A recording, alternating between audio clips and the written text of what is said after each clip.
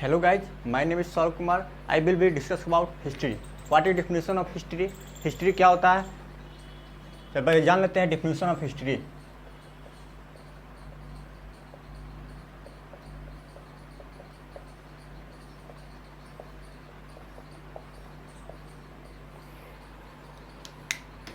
All the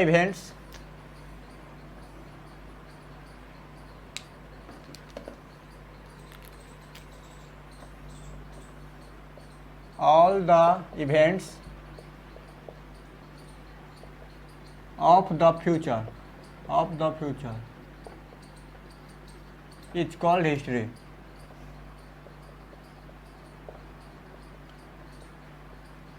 मैंने history क्या होता है? वो सारे इवेंट्स जो फ्यूचर के लिए इंपॉर्टेंट डेट्स के लिए जो इंपॉर्टेंट हो, इसलिए हम हिस्ट्री कहते हैं. अब जानते हैं types of history.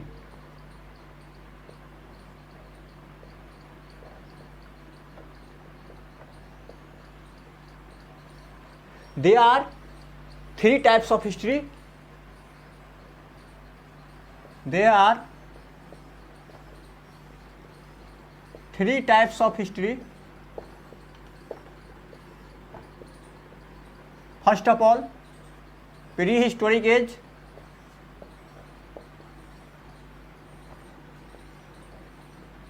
Second of all, proto-historic age.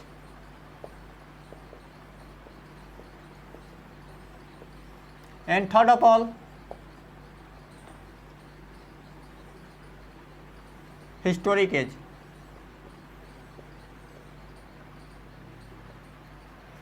Pre historic age यानी प्री हिस्टोरिक में कंप्लीट स्टोन एज मिला था. प्रोटो हिस्टोरिक में इंडस वैली सिविलाइजेशन को स्टडी किया जाता है. और हिस्टोरिक एज में हम पढ़ेंगे ancient history, medieval history, modern history, Nehru year and world history के बारे में पढ़ेंगे. पहले जानते हैं प्री हिस्टोरिक एज क्या होता है. What is definition of pre historic age and types of pre historic as.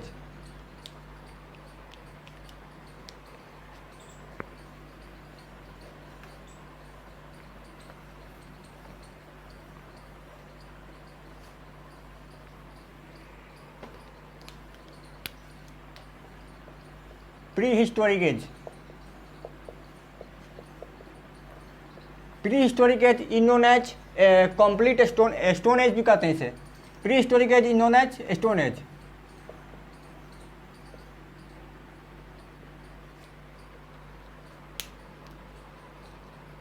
There are four types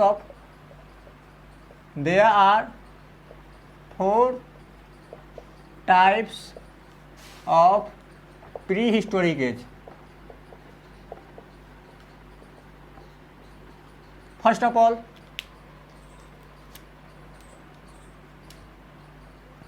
Paleolithic prehistoric age.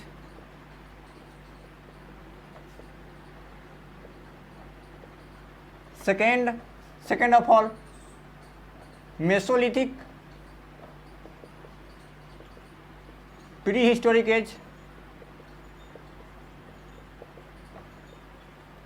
And third of all, Neolithic prehistoric age.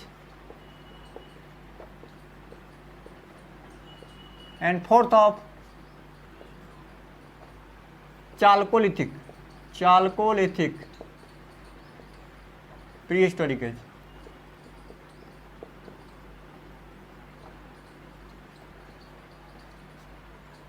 I will be discuss about Paleolithic prehistoric age and Mesolithic prehistoric age, Neolithic prehistoric age and Chalcolithic prehistoric age.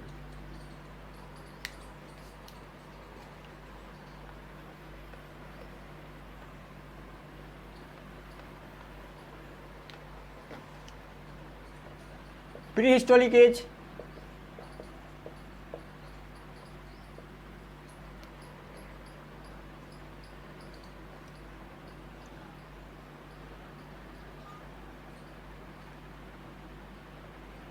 Pre historic age में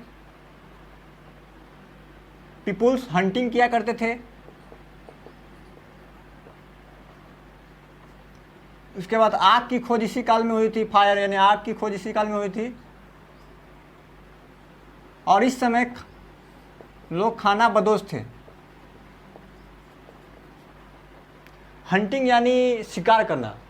इस समय लोग hunting किया करते थे। इस pre historic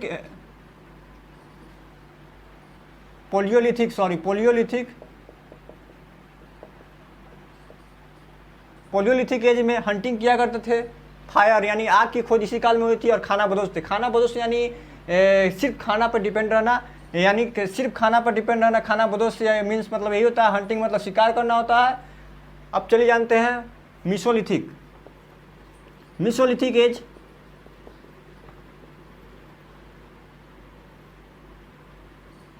Mesolithic as में इसमें माइक्रोलिथ यानी छोटा हथियार बनाना सीख गए थे इस एज में, मेसोलिथिक एज में। और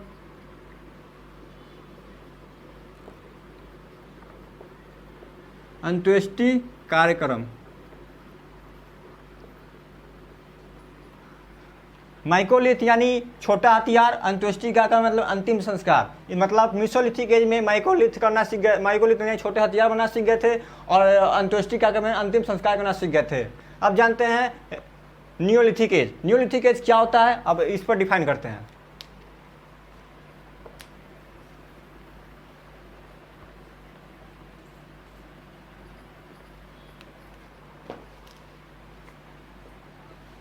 नियोलिथिक एज, नियोलिथिक एज में फार्मिंग करना सीख गए थे। फार्मिंग यानी खेती करना सीख गए थे। उसके बाद अस्थाई आवास बनाना सीख गए थे यानी हाउस बनाना सीख गए थे। उसके बाद यानी उसके बाद डॉग को पालना सीख गए थे। यानी सब सर्वप्रथम कोई जानवर को पाला गया, एनिमल को पाला गया तो वह डॉग था। उसके बाद व्हील यानी पहिया की खोज इसी कालखंड में हुई थी। और मनका यानी घड़ा, मनका की खोज भी इसी काल में हुई थी। नियोलिथिक एज में farming, house, dog, wheel and मनका यानी खेती करना सीख गए थे। उसके बाद जब खेती करना रह गया तो उसके लिए अस्थाई आवास किया तो हाउस बनाना सीख गए थे। और डॉग यानी कुत्ता रखना कुत्ता पालना सबसे पहला पशु कौन सा पाला गया था, तो कुत्ता पाला गया था। उसके बाद पहिया की खोज इसी कालखंड में हुई थी, मनका की खोज इसी कालखंड में हुई थी। अब जानते हैं चाल्कोलिथिक एज। चाल्कोलिथिक एज में मेनली रूप से सिर्फ कॉपर का साक्ष्य मिला है और बाकी सब नहीं मिला है।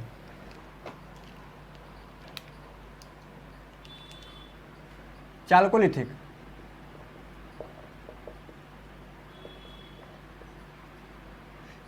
एज में कॉपर का साक्ष्य मिला है।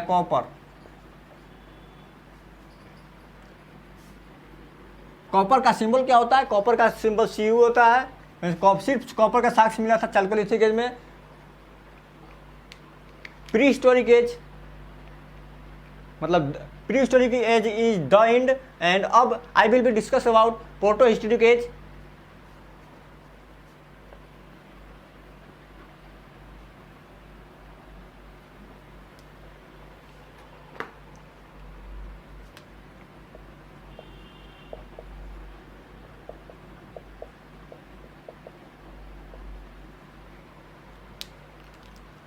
Proto historic age, what is definition of protohistoric age. Protohistoric age में हम लोग ने सिविलाइजेशन करना स्टार्ट कर दिया था, सभ्यता पालना यानी Indus valley civilization, Harappa civilization, Mohenjodaro civilization and Chanhudaro civilization, फारस का सिविलाइजेशन, होंगो नदी की सिविलाइजेशन।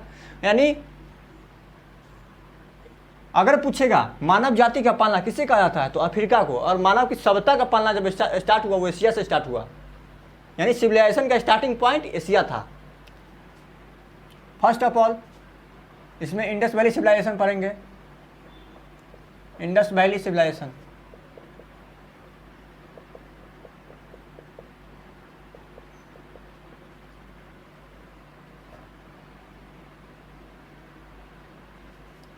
इंडस वैली सिविलाइजेशन का शेप था तो ट्रायंगुलर शेप का था।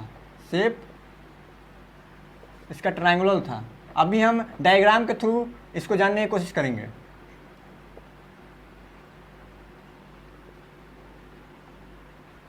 और यह लगभग एरिया इसका था 13 lakh 13 lakh square kilometre, 13 lakh square kilometre, 13 lakh square kilometre. अब जानते हैं फिगर बाय ड्रॉ करते हैं इसको।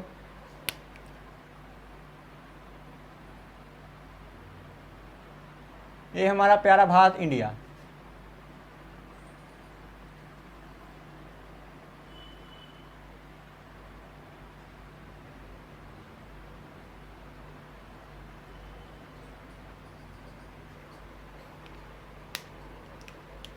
इंडस वैली सिविलाइजेशन का शुरुआत यहीं से हुई थी।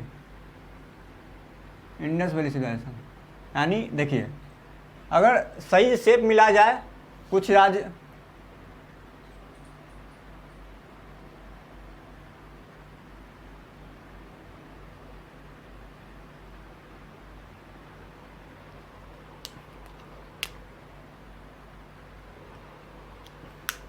ऊपरी भाग जो था, अपर लेयर जो था, यह मांडा था। क्या था? अब ऊपरी भाग को मांडा कहते थे, मांडा।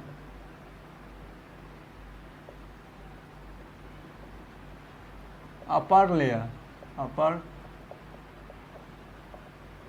और कुछ भाग बाहर भी थे, कुछ भाग ट्रायंगुलर शेप के, लगभग ट्रायंगुलर शेप के मैं मतलब थे, लेकिन कुछ भाग बाहर थे, जो आलमगीरपुर,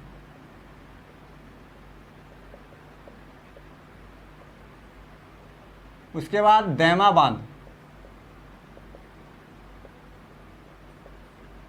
उसके बाद था सुप्ता गंडोर,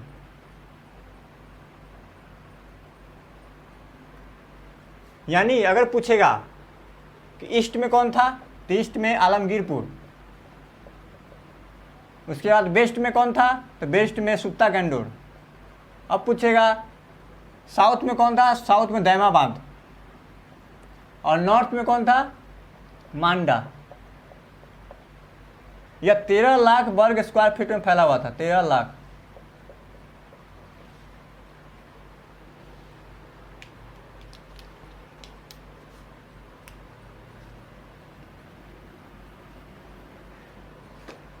अभी हम पढ़ रहे हैं, I will discuss about Indus valley civilization. Indus valley civilization का शेप कैसा था? शेप इसका ट्रायंगुलर था। एरिया कैसा है? एरिया इसका 13 लाख स्क्वायर किलोमीटर में फैला हुआ था। इसका शेप ट्रायंगुलर था, और उसके सबसे ऊपरी भाग को मांडा, यानी इसके सबसे नॉर्थ में मांडा, ईस्ट में आलमगीरपुर, वेस्ट में सुप्ता गंडोर और ये दैमाबाद। इसको ट्रिक से कैसे याद करेंगे? सम बराबर ऐड, सम बराबर ऐड, यानी सम मतलब सुप्ता गंडोर, सम बराबर सुप्ता गंडोर,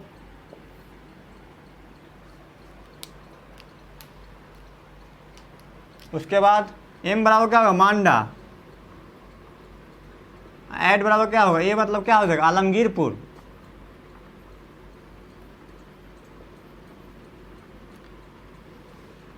डी बराबर दैमाबाद।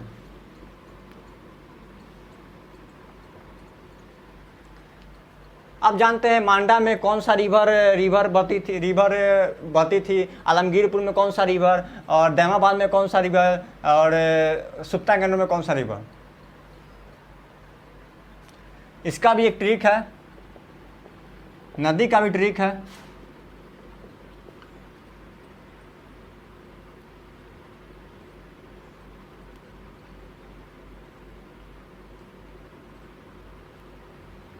डच है पर भारत में नहीं, भारत में नहीं, डच है पर भारत में नहीं, डच है पर भारत में नहीं। ट्रिक इसका है, डच है भारत में नहीं, भारत में को काट दीजिए, और पर का मतलब होता है परवरा नदी, परवरा रिवर। आलमगीर का हिंडन नदी, इसका चिनाब,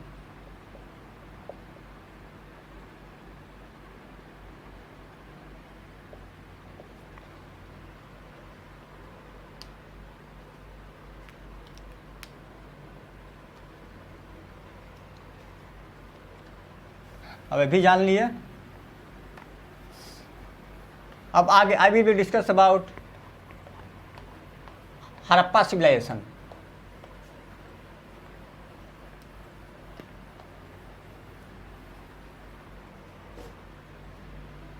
हेलो गाइज, आज भी will discuss about Harappa civilization. Harappa civilization क्या होता था? इंडस वैली सिविलाइजेशन का ही पार्ट था हड़प्पा सिविलाइजेशन।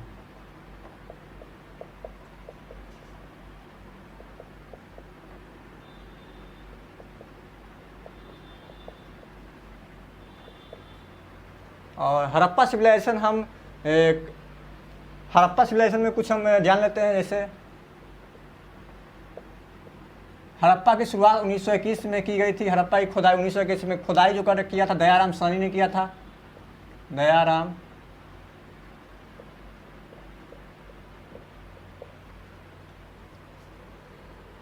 और इंडस वैली सिविलाइजेशन का नॉलेज जो है चार्ल्स मेसन ने दिया था। चार्ल्स मेसन एरिया का सर्वेक्षण जो किया था,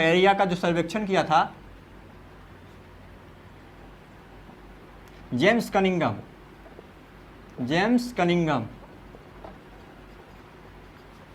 और नोमेनक्लेचर यानी नामकरण, नोमेनक्लेचर सर जॉन मार्शल। क्या? Sir John Marshall. उसके बाद खुदाई जो की थी दयाराम साहनी।